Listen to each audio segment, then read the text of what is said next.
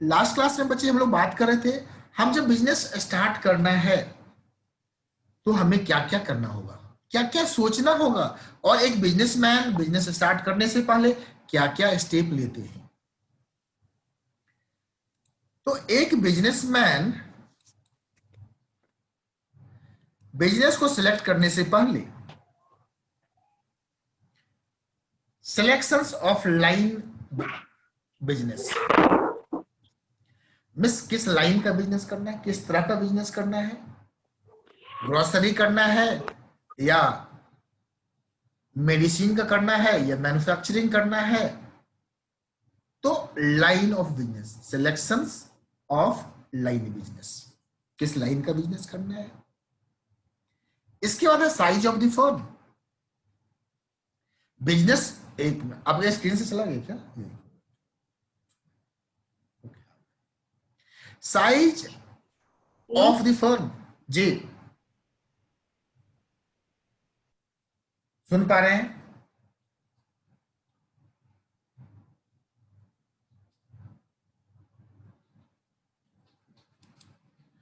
Size of the firm, size of the firm करने का मतलब हमारी फर्म की क्या साइज होनी चाहिए, मीन्स कैपिटल का कितना रिक्वायरमेंट है, हम किस लेवल पे काम करना चाह रहे हैं, हम एक डिस्ट्रिक्ट में काम करना चाह रहे हैं या एक राज्य में काम करना चाह रहे हैं या एक नेशन में काम करना चाह रहे हैं या कई कंट्रियों के बीच में काम करना चाह रहे हैं, उसके ऊपर डिपेंड करेगा हमारा फर्म का size. And choice of form of ownership, अभी जस्ट हम इसके बाद वही पढ़ाने वाले हैं। फॉर्म ऑफ ओनरशिप क्या होता है, हम कौन से फर्म, अब वो डिपेंड करता है बहुत सारे फैक्टर्स पे, कैपिटल रिक्वायरमेंट, रिस्क, वो सारी बातें करेंगे, नेक्स्ट टॉपिक पे बात कर रहे हैं। तो choice of the form of ownership, उसके लिए कुछ फैक्टर्स है, उन पे चर्चा करेंगे जो हमें चॉइस करने में फॉर्म ऑफ ओनरशिप पे किन किन बातों का ध्यान में रखना है। Plus locations of business enterprise, हमारा बिजनेस का इंटरप्राइज का जो लोकेशंस होगा कहाँ कहाँ हो। फाइनेंसिंग द प्रोपोजिशंस करने का मतलब हम जो पैसा लगाएंगे बिजनेस में, इस बिजनेस में जो पैसा लगने वाला है हम कितना लगाएंगे, एज ए ओनर हम कितना लगाएंगे, और बैंक से कितना फाइनेंस लेंगे, दोस्तों से कितना लेंगे, मीन्स टोटल जो फाइनेंसिंग का जो रेशियो है, मान लीजिए 20% कैपिटल मैंने लगाया, 50% कैपिटल हमने शेयर होल्डर से लिया एंड 20% हम लोगों ने बैंक से फाइनेंस लिया। तो this is the choice of the form of ownership. Sorry, ये आपका बात कर रहे थे हम लोग फाइनेंसिंग द प्रोपोजिशंस। इसके बाद फिजिकल फैसिलिटीज, बिजनेस करना है तो हमें फिजिकल फैसिलिटीज चाहिए, ऑफिस चाहिए, फैक्ट्री चाहिए, शॉप चाहिए और मशीनरियां चाहिए, तो फिजिकल फैसिलिटी भी अवेलेबल कराना होगा। प्लांट का लेआउट, अगर फैक्ट्री लगानी है तो प्लांट का लेआउट क्या होगा, प्लांट एंड मशीनरी, कौन से प्लांट कहाँ पे बैठेंगे, इंस्टॉल होंगे, उसकी पूरी लेआउट होती है, ढांचा बना होता है, स्ट्रक्चर बना होता है, मैप बना होता है। और अपने को क्या चाहिए, कंपिटेंट एंड कमिटेड वर्कफोर्स। इसके बिना कोई भी ऑर्गेनाइजेशन से सोच नहीं सकता है। मिस सफलता का पहली कड़ी है वर्कफोर्स, मिस उसके पास जो एम्प्लॉई है या जो वर्कर है वह कितना कॉम्पिटेंट और कमिटेड है। और टैक्स प्लानिंग, जैसा कि जानते हैं हम हमारे देश में, इंडिया में टैक्स का जो स्ट्रक्चर्स है, मीन्स डायरेक्ट टैक्स और इनडायरेक्ट टैक्स, तो huge amount of earning tax के रूप में आउटफ्लो होता है, मिस निकल जाता है, मिस 40% टू 45% टैक्स हमारा आउटफ्लो होता है। हमारे हम जो 100 रुपया कमाते हैं उसमें से 40 से 45 रुपया टैक्स भर देते हैं। बेटर सोसाइटी के लिए रिमोट का है। तो ऐसे कंडीशंस में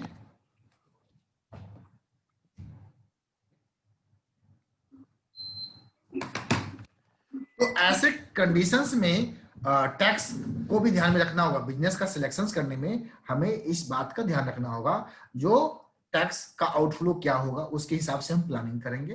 एंड उसके बाद हम लोग इंटरप्राइज को लॉन्च करेंगे प्रोडक्ट के द्वारा। अब आते हैं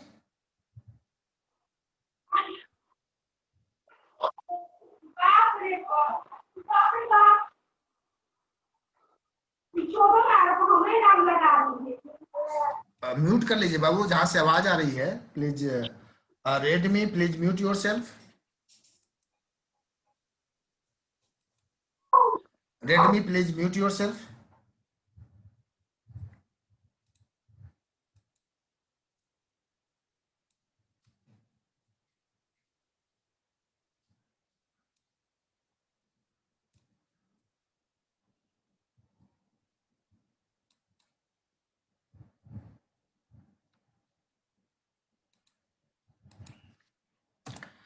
अब यहाँ पे बात कर रहे हैं हम लोग form of ownership.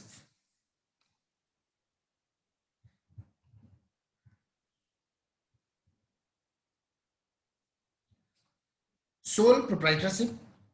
Sole proprietorship क्या होता है? जब किसी भी बिजनेस में capital, small amount of capital की जरूरत है और रिस्क कम होता है, तो लोग बिजनेस का चॉइस करते हैं सोल प्रोप्राइटरशिप। मान लीजिए मुझे कोई बिजनेस करना है, कोई दुकान करना है, हमारे पास 5 लाख का कैपिटल है, हम दुकान खोलते हैं और दुकान चालू कर देते हैं, उसका हम ओनर हैं। तो ये क्या हुआ? आपका सोल प्रोप्राइटरशिप। एक बिजनेस होता है ज्वाइंट हिंदू फैमिली बिजनेस। इसको हम लोग शॉर्ट फॉर्म में अक्सर लोग बोलते हैं HUF भी बोलते हैं। क्या बोलते हैं? HUF।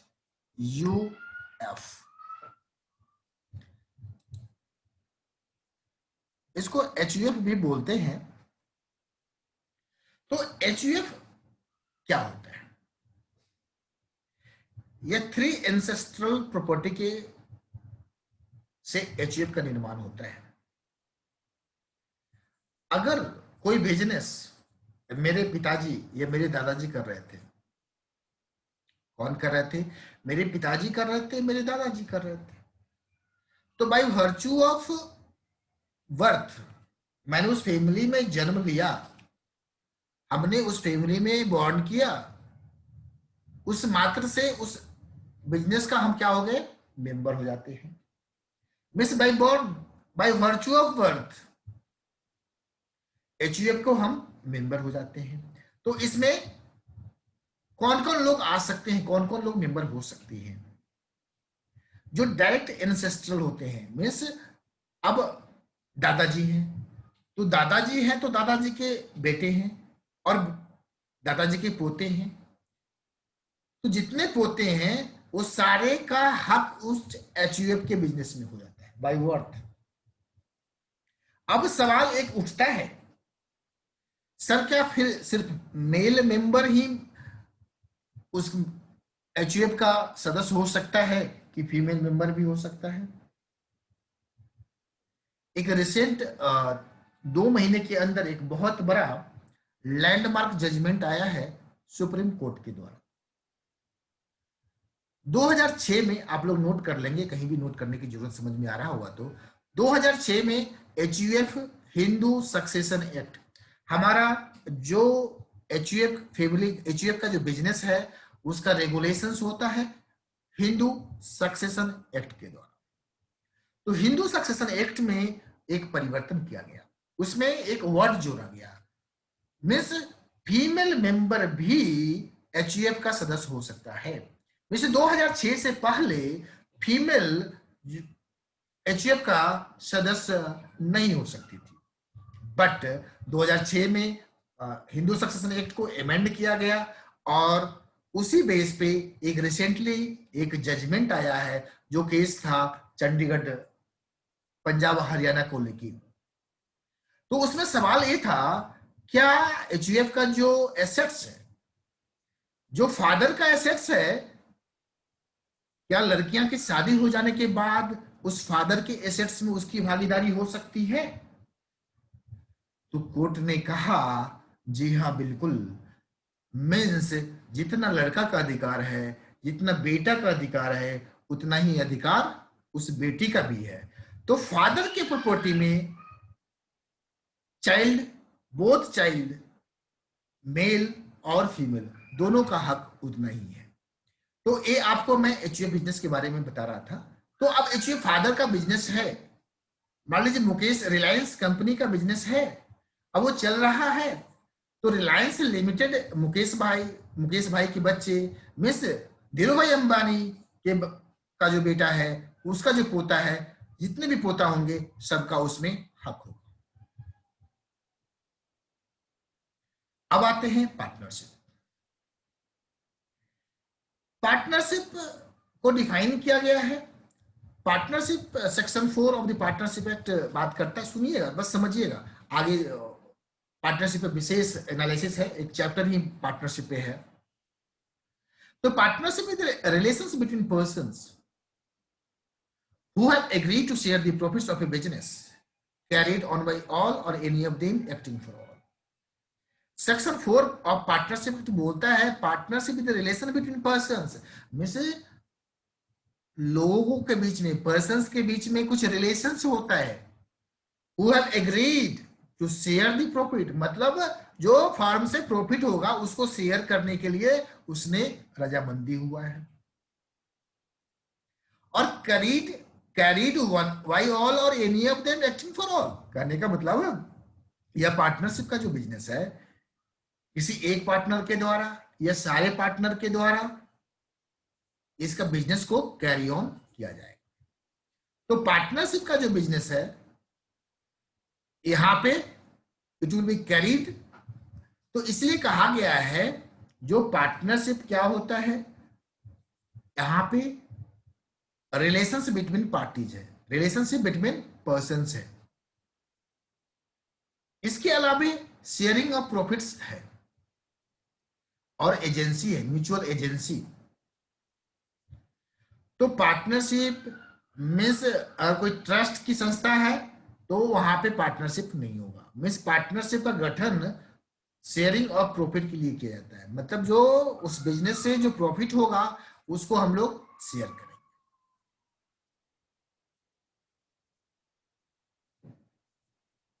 और भी हम बताएंगे, पार्टनरशिप तक अभी रहने दे रहे हैं. इसका ज्वाइंट स्टॉक कंपनियां हैं, ज्वाइंट वेंचर्स होते हैं, इस पे हम लोग चर्चा करेंगे. आज हम चर्चा को केंद्रित कर रहे हैं, कंसंट्रेट कर रहे हैं सोल प्रोप्राइटरशिप पे. अगर हम सोल प्रोप्राइटरशिप को समझ लेते हैं तो दूसरे मोड ऑफ बिजनेस को समझने में आसानी होगी. तो प्रोप्राइटरशिप को फीचर्स के बारे में बात कर रहा है, features of A sole proprietorship.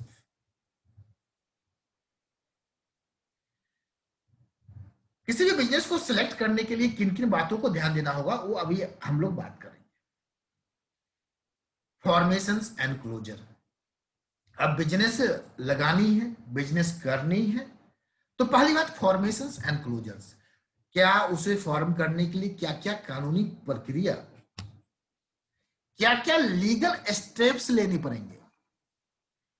अक्सर हम लोग के पास फोन आता है क्लाइंट का, वो पूछता है जो मुझे एक मसाले की फैक्ट्री लगानी है, मसाले की फैक्ट्री लगानी है तो हमें कहां कहां से लाइसेंस लेना पड़ेगा, क्या क्या लीगल एस्पेक्ट फुलफिल करना पड़ेगा, क्या क्या रिक्वायरमेंट्स पूरा करना पड़ेगा. कोई क्लाइंट फोन करता है मुझे कपड़े का व्यापार, कपड़े की व्यापारी करनी है, कोई बोलता है मुझे किराना का दुकान करना है, तो मुझे क्या लीगल कंप्लायंस पूरा करना होगा, फॉर्मेशंस में उसको बनाने के लिए मुझे क्या स्टेप्स लेने होंगे. तो फॉर्मेशंस एंड क्लोजर्स. अब हमारे भारत देश में बिजनेस करने के लिए ट्रेड लाइसेंस की जरूरत होती है सिंपली. इसके बाद जीएसटी की जरूरत पड़ती है. उसके बाद डिपेंड करता है मैन्युफैक्चरिंग सेगमेंट में है, अगर खाने पीने का कोई सामान है तो FSSAI का सर्टिफिकेशन लेना पड़ता है, लाइसेंस लेना पड़ता है. आप कोई भी बिस्किट देखेंगे या मसाले देखेंगे, आज देखिए घर में जाके, तो उस पे FSSAI फूड सेफ्टी का एक लाइसेंसिंग और उस पे मार्का होता है, तो वो जरूरी है. तो बिजनेस को स्टार्ट करने के लिए कुछ कंपल्सरी लीगल फॉर्मेलिटीज पूरा करना पड़ता है. अब हम बिजनेस को बंद करना चाहते हैं, क्लोजर करना चाहते हैं, तो बड़ा आसानी से पार्टनरशिप को, प्रोप्राइटरशिप को हम लोग बंद कर सकते हैं. प्रोप्राइटरशिप को सिंपली करने का ये मतलब हुआ, प्रोप्राइटरशिप को स्टार्ट करने के लिए इसका फॉर्मेशंस करना भी एंड क्लोजर्स करना बहुत आसान है. बहुत आसान है करने का मतलब बहुत ज्यादा लीगल प्रक्रिया नहीं है. लेकिन वहीं पे पार्टनरशिप का बिजनेस करना है तो पार्टनरशिप एग्रीमेंट बनाना पड़ेगा, उसको रजिस्ट्रेशन कराना पड़ेगा, उसको समापन करने की भी एक प्रोसेस है. तो इस तरह से लीगल कंपल्सन से ज्यादा हो जाता है अदर वाले में, और प्रोप्राइटरशिप में बहुत ही लिबरल कंप्लायंस है. अब लायबिलिटी, सबसे बड़ा जो डिमेरिट्स है प्रोप्राइटरशिप का लायबिलिटी का. प्रोप्राइटरशिप के केस में इसकी जो लायबिलिटी होती है अनलिमिटेड होती है, अनलिमिटेड। आज के डेट में आप सोचिए, कोविड-19 की वजह से बहुत सारे प्रोप्राइटरशिप वाले जो फैक्ट्रियां होंगी वो बंद चल रही है 8-9 महीने से, 6-7 महीने से। उनका प्रोडक्ट हो सकता है मार्केट में, मान लीजिए कपड़े वाला कोई मिल हो, लॉकडाउन कंडीशंस की वजह से मैन्युफैक्चरिंग नहीं हुआ होगा, और लेकिन मैन्युफैक्चरिंग तो नहीं हुआ चलेगा, बट उन्होंने बैंक से फाइनेंस लिया था, बैंक का लोन लिया था, करोड़ों का लोन लेके प्लांट एंड मशीनरी को इंस्टॉल किया था, तो उस करोड़ों के रुपए पे तो इंटरेस्ट चालू होगा, ब्याज तो लग ही रहा होगा, और उनके जितने भी स्टाफ हैं, लेबर हैं, फैक्ट्री में, ऑफिस में, उनको तो सैलरी देना ही पड़ेगा। हाँ, हो सकता है जो म्यूचुअल कंसेंट के द्वारा उस सैलरी को हम लोग थोड़ा सा कम कर ले, जो 100% है उसको 70% कर लेंगे, बट लाइबिलिटी तो है। तो आप सोचिए कितना बड़ा रिस्क उस बंदे को अब मिलेगा। अब क्या हो रहा है, उसका पोजीशंस इतना बुरा हो गया इस लॉकडाउन में, कई बिजनेसमैन का हालात इतने बुरे हो गए होंगे जो उन्हें बिजनेस बंद करना पड़ेगा। और यूएस जैसे जगह में बहुत सारे जो बिजनेस थे उन्होंने इंसॉल्वेंसी के लिए एप्लीकेशंस कर दिया। उन्हें लगने लगा जो अब ऐसे हालात में हम सरवाइव नहीं कर पाएंगे। सर 6 महीने में इतनी बुरी हालात हो गई। अब मैं बताता हूं क्यों हो गया। एक बिजनेस का जो खर्च होता है महीनों का, वह एम्प्लॉय का सैलरी हो या इलेक्ट्रिसिटी का कंजम्पशन हो या रेंट हो या ब्याज हो, मीन्स जिस जिस कैपिटल पे उन्होंने लिया वो ब्याज हो, प्रत्येक महीना सेल होता है, प्रत्येक महीना प्रॉफिट कमाती है कंपनी, उस प्रॉफिट से अपने सैलरी को देती है, एम्प्लॉय को ब्याज देती है। कोई भी व्यक्ति महीने का जो खर्च होता है, बात को समझिएगा, हर व्यक्ति महीने की आमदनी से कुछ बचाता है अपने भविष्य के लिए, लेकिन 6 महीना 7 महीना सोच लीजिए, कंपनी बंद हो गई, उसका कारोबार बंद हो गया, उसकी खर्चा तो वही चल रहा है। 1 करोड़ की हैसियत थी उसकी, 10 लाख की महीने की खर्चा थी।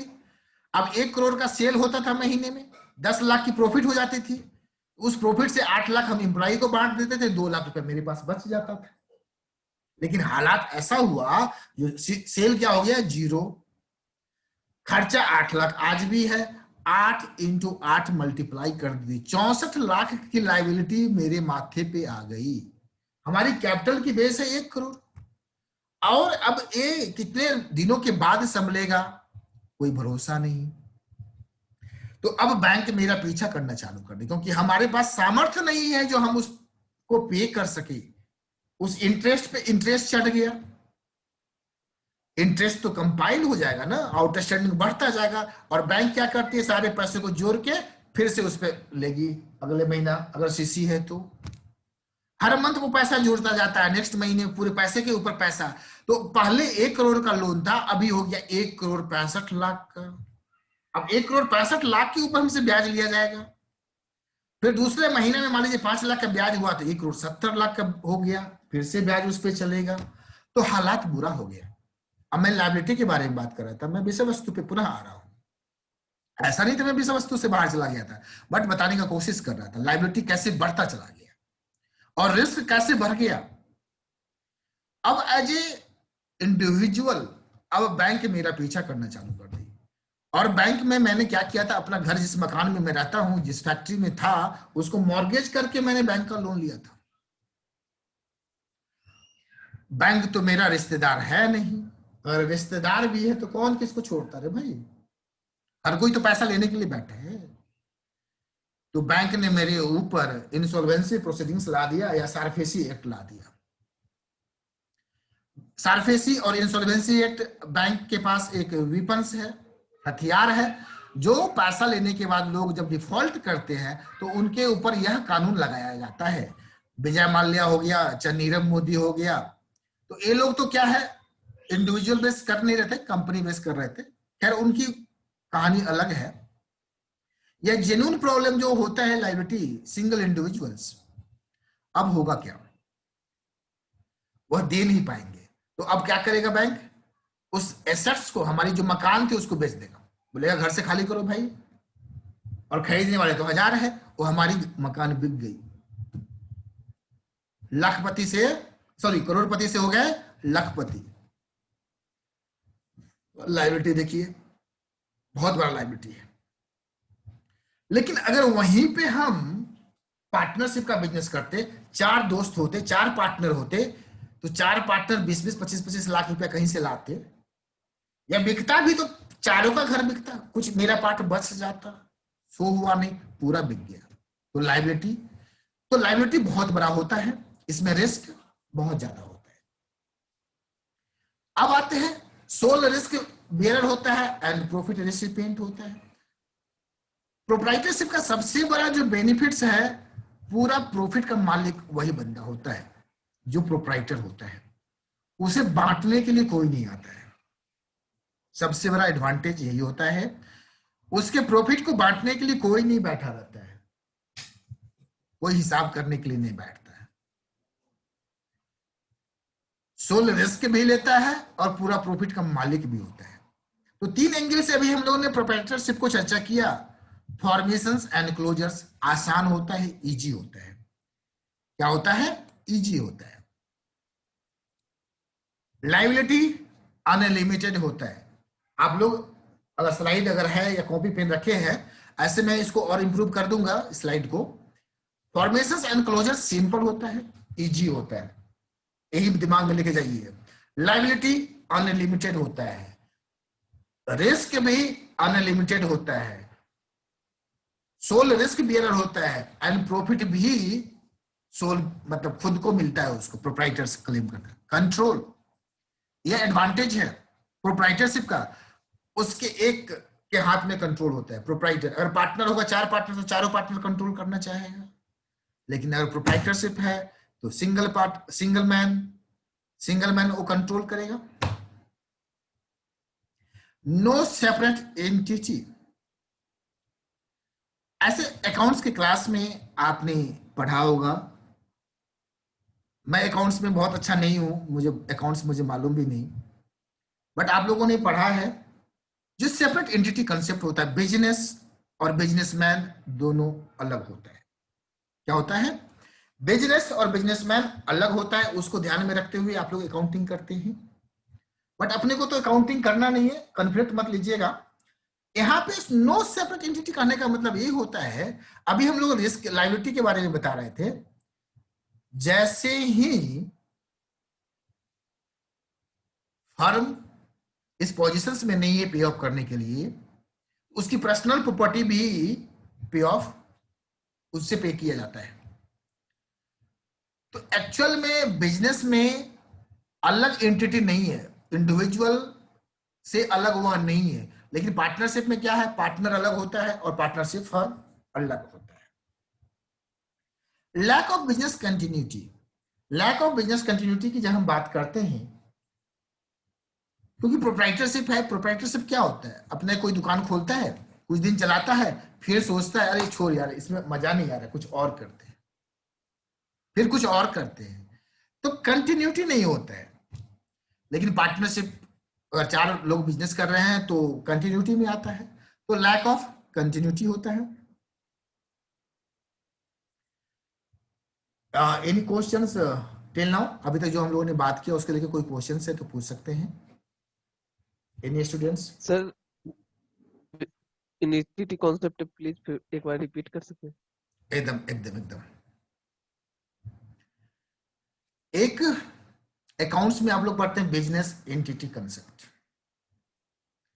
बिजनेस एंटिटी कंसेप्ट बोलता है अकाउंटिंग करने में उसका बहुत बड़ा मींस अहम भूमिका है। मिस जब जर्नल एंट्री आप पास करते हैं तो हम लोग बिजनेस को अलग असाइड करते हैं, बिजनेस अलग और ओनर अलग, और उसी बेस पे कैपिटल को हम लोग लायबिलिटी खड़ा करते हैं, इंटरनल लायबिलिटी खड़ा कर देते हैं। और अक्सर हम ध्यान में यह रख के एंट्री पास करते हैं, अकाउंटिंग करते हैं, जो बिजनेसमैन अलग है और बिजनेस अलग है। लेकिन जब हम प्रोप्राइटरशिप की बात करते हैं तो यहाँ पे बीएसटी के पेपर में कहा गया है जो एक कोई सेपरेट एंटिटी नहीं है, मीन्स, और ऐसा होता है एक्चुअली इंडिविजुअल बेसिस पे क्या होता है प्रोप्राइटरशिप में, थोड़ा सा और एडवांस में जब इसको बात को हम समझने का कोशिश करते हैं तो समझेंगे। एक कोई भी दुकान है, अब घर में बच्चे का स्कूल फीस देना है, दे दिए। अब एक पान का दुकान है, यही से समझते हैं, तो पान का दुकान है, उसका वो मालिक है। आज घर में राशन लाना है, पैसा निकाला बिजनेस से, राशन ले आया। अब पार्टी को पेमेंट करना है, माल आया था, पेमेंट करना है, पैसा नहीं है बिजनेस में, तो घर में गया, बीबी से लेके लाया और दे दिया। तो बहुत ज्यादा फर्क नहीं होता है। लेकिन वहीं पे पार्टनरशिप का बिजनेस है, तो पार्टनरशिप के बिजनेस से पैसा निकालना में से उसकी रिकॉर्डिंग होगी, उसके कैपिटल से रिडक्शंस होगा। अगर वो पैसा डालेगा तो उसकी रिकॉर्डिंग होगी, उसका कैपिटल बढ़ेगा। तो इस तरह से वहां पे सेग्रीगेशन है, सेपरेट सेपरेट सेपरेट ट्रांजेक्शन हो रहे हैं, तो उसकी सेपरेट रिकॉर्डिंग है। But in the case of proprietorship यहाँ पे ऐसा मानना है, जो अलग सोच के बहुत चीजें नहीं होती। Okay, clear Rohit? Rohit ji? Yes sir clear है। ओके ओके, आज हम फोकस मेरा है प्रोप्राइटरशिप को लेके मैं बात करना चाह रहा हूं, क्योंकि पहला बिजनेस का जो नींव होता है, स्टार्ट होता है, वो प्रोप्राइटरशिप से ही स्टार्ट होता है। इसका मेरिट्स क्या है? क्योंकि कोई भी चीज का जब हम डिसीजन लेते हैं तो उसके मेरिट्स के ऊपर लेते हैं, इसमें अच्छाई क्या क्या है और क्या लिमिटेशंस है। अगर हम प्रोप्राइटरशिप का सिलेक्शन ना करें तो क्यों ना करें, अगर करें तो क्यों करें। आपके एग्जामिनेशन में क्वेश्चन पूछ सकता है, जो हम प्रोप्राइटरशिप बिजनेस का सिलेक्शन क्यों करें, तो जवाब होगा यही। दूसरा क्वेश्चन हो सकता है, बच्चे को पूछता है सर क्वेश्चंस के पैटर्न भी बताएंगे क्या जी। अगर पूछता है प्रोप्राइटरशिप का बिजनेस का सिलेक्शंस अगर आप करेंगे तो क्यों करेंगे, तो जवाब होगा ए। दूसरा सवाल पूछता है जो प्रोप्राइटरशिप बिजनेस का सिलेक्शंस आप नहीं करना चाहेंगे, क्यों, उसके कुछ लिमिटेशंस है, दोनों आज चर्चा करेंगे। तो मेरिट्स के बारे में बात करते हैं, क्विक डिसीजन मेकिंग। किसी से पूछना है क्या आज, सोचना है यार, मीन्स लॉकडाउन। एक एग्जांपल लेते हैं, हमारे कुछ क्लाइंट्स थे जो कपड़े का व्यापारी करते थे, या सोने का व्यापार कर रहे थे, या मिठाई का दुकान कर रहे थे। एक ही व्यक्ति ये सारा काम कर रहा है, 3-4 भाई है कर रहा है, अलग अलग भाई अपना अपना एक दुकान देख रहा है। लेकिन लॉकडाउन हुआ, 10 से 15 दिन होते होते उसने क्या किया, एक किराना का दुकान खोल लिया, बहुत बड़ा किराना का दुकान। मीन्स वो भी किराना का दुकान, मीन्स आप इस स्टाइल पे, मॉल स्टाइल में। तो क्या था ये, क्विक डिसीजन मेकिंग, प्रोप्राइटरशिप है। बट अगर वहीं पे कंपनी होता या पार्टनरशिप होता, तो पार्टनर में चारों पार्टनर, मान लीजिए 4 पार्टनर हैं, तो चारों पार्टनर का सहमति चाहिए कुछ नया करने के लिए, मीटिंग बुलानी होगी, रजामंदी करना होगा, टाइम टेकिंग है। लेकिन अगर प्रोप्राइटरशिप है तो उसमें डिसीजन जो है सो बहुत जल्द लिया जा सकता है। जल्द डिसीजंस के फायदे भी हैं, नुकसान भी है, वो बाद में बात करेंगे, बट डिसीजन जो है सो क्विक लिया जाए।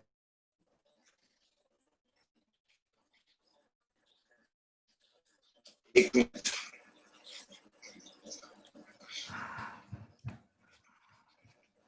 अच्छा कनेक्ट हो पाए क्या? अच्छा कनेक्ट हो पाए क्या? अच्छा कनेक्ट हो पाए क्या?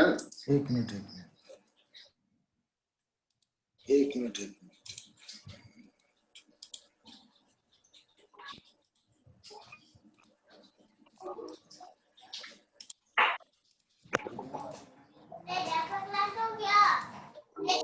नहीं बेटा,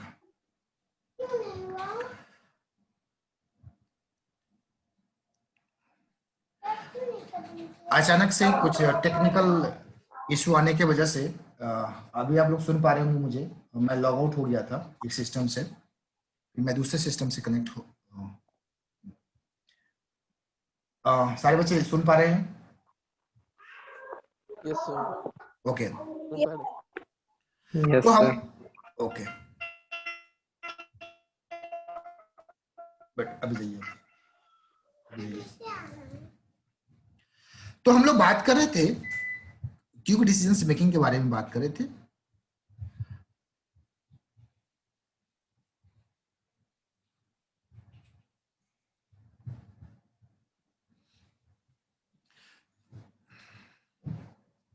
गलत बात बेटा।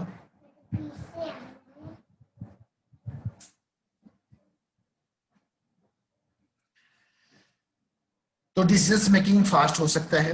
दूसरी बात है कॉन्फिडेंशियलिटी ऑफ इंफॉर्मेशन।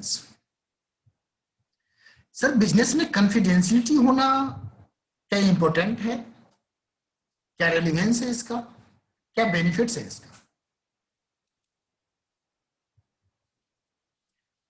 आज के डेट में कोविड-19 का दौर गुजर रहा है एंड बहुत सारी pharma company they are doing research and development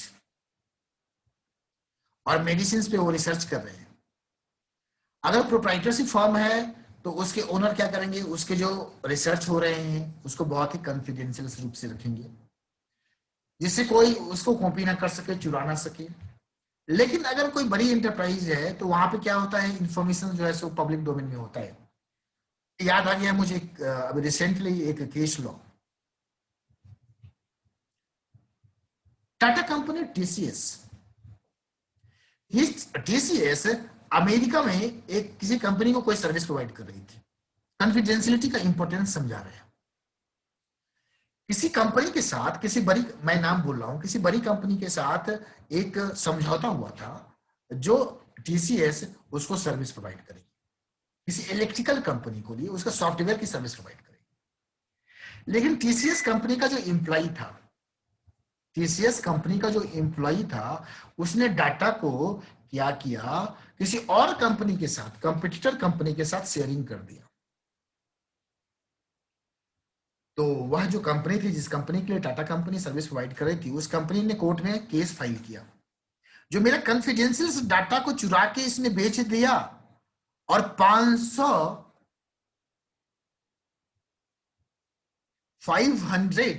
million dollar का कंपनसेशन का डिमांड किया। थिंक कॉन्फिडेंशियली कितना बड़ा मैटर्स है। तो किसी भी ऑर्गेनाइजेशन के लिए जो डाटा होता है वह बहुत ही कॉन्फिडेंशियल होता है। अगर उसको दूसरे के साथ शेयर कर दे तो बिजनेस का बहुत बड़ा नुकसान हो सकता है।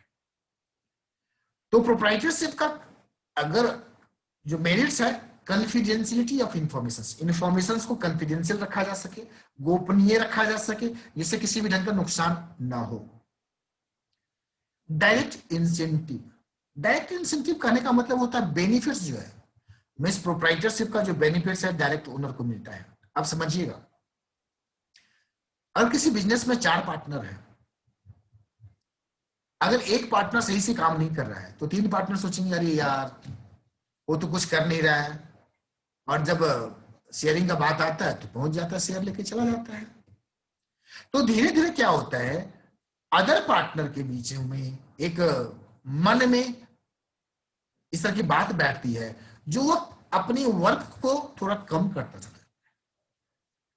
उसको पता है कितना भी हम कर ले, कितना भी कर ले, हमको तो 1/4 ही मिलेगा।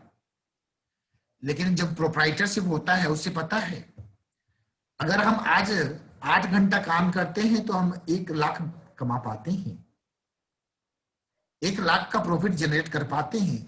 लेकिन अगर हम 12 घंटा काम करें तो 1.5 लाख प्रॉफिट होगा, यह भी तो हमें ही मिलेगा। तो प्रोप्राइटरशिप का जो ओनर होता है वह दिन रात कड़ी मेहनत करता है, एकजुट होकर मेहनत करता है, क्योंकि उसे पता है जो जितना भी प्रॉफिट कमाएंगे कोई बांटने वाला नहीं होगा। तो डायरेक्ट इंसेंटिव है, में सारा उसको मिलता है। और सेंस ऑफ अकॉम्प्लिशमेंट, अक्सर ये होता है में से बड़ी कंपनियां या पार्टनरशिप के बिजनेस में, वहां पे कुछ भी प्राप्त हो रहा है, कुछ भी ऑर्गेनाइजेशन का डेवलपमेंट हो रहा है, तो इसका जो श्रेय जाएगा चारों को जाएगा, किसी एक को तो नहीं जाएगा, किसी एक इंडिविजुअल को तो नहीं जाएगा। लेकिन कोई इंडिविजुअल व्यक्ति अपने बिजनेस को सेटअप करता है और सेटअप करने के बाद एक ऊंचाई पे जाता है। तुम्हारा फोन गैलेक्सी है यार? तुम्हारा फोन गैलेक्सी है क्या?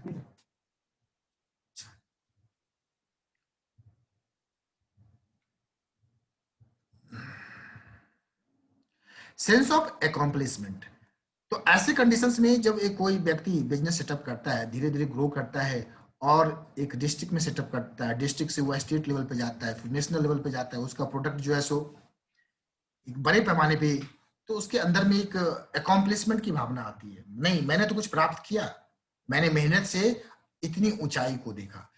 तो प्रोप्राइटरशिप में सेंस ऑफ अकॉम्प्लिशमेंट आता है and ease of formations and closures, जो हम लोगों ने पहले चर्चा आपसे किया है।